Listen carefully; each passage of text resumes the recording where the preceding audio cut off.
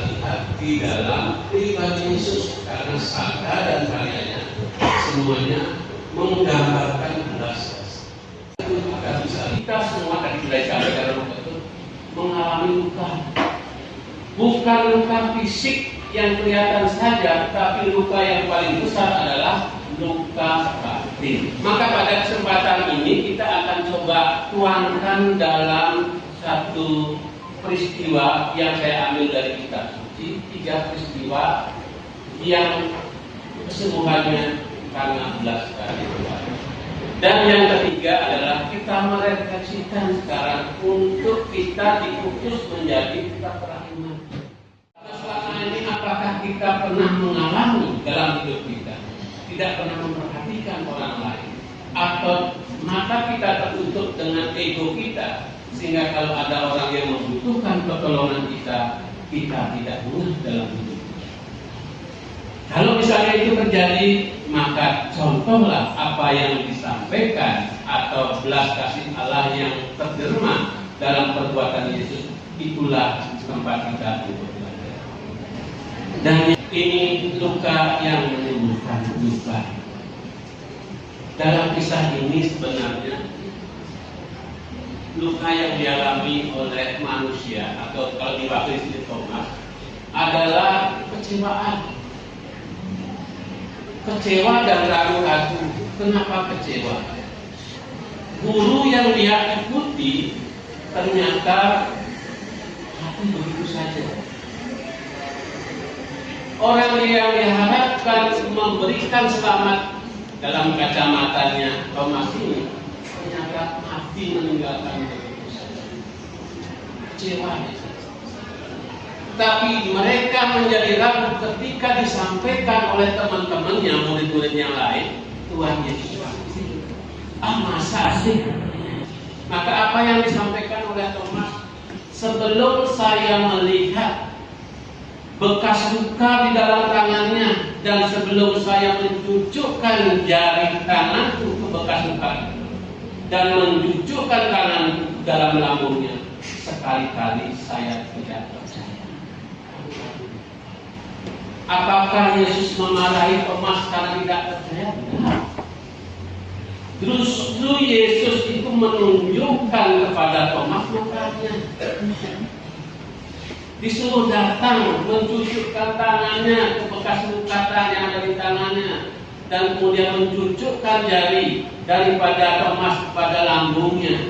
Maka saat itu Thomas baru percaya, ya Tuhan, ya aku. Luar biasa sekali. Yesus menyembuhkan luka keraguan dan luka ketidakpercayaan dengan luka yang Yesus miliki.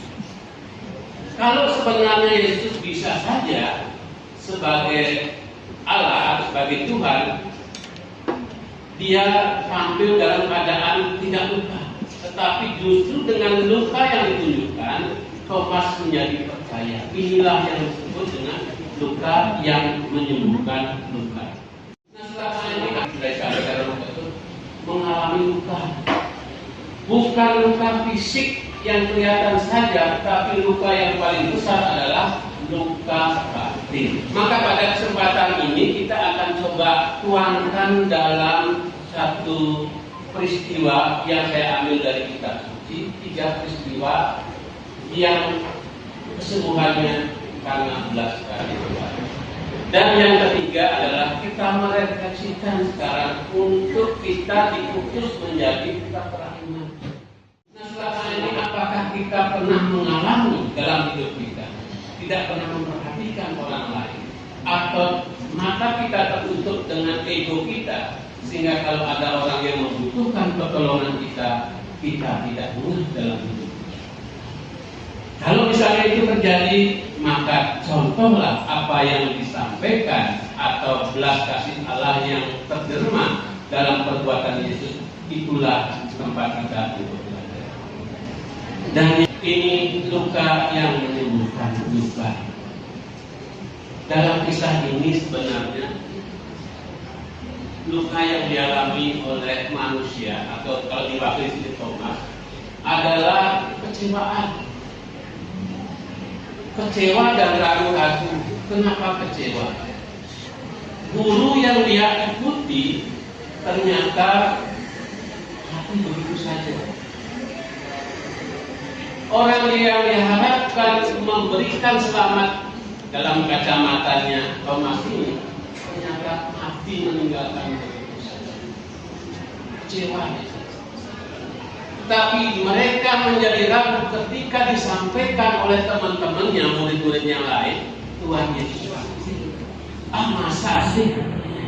Maka apa yang disampaikan oleh Thomas, sebelum saya melihat bekas luka di dalam tangannya dan sebelum saya mencucukkan jari tanganku ke bekas luka dan mencucukkan tanganku dalam lambungnya, sekali-kali saya tidak percaya.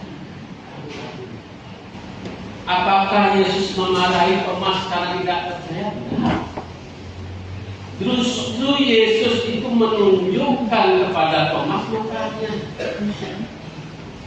Disuruh datang mencucukkan tangannya ke bekas luka yang ada di tangannya dan kemudian mencucukkan jari daripada Thomas kepada lambungnya. Maka saat itu Thomas baru percaya, ya Tuhan, ya Allahku. Luar biasa sekali. Yesus menyembuhkan luka keraguan dan luka ketidakpercayaan dengan luka yang Yesus miliki. Kalau sebenarnya Yesus bisa saja sebagai Allah, sebagai Tuhan, dia tampil dalam keadaan tidak luka. Tetapi justru dengan luka yang ditunjukkan, Thomas menjadi percaya. Inilah yang disebut dengan luka yang menyembuhkan luka.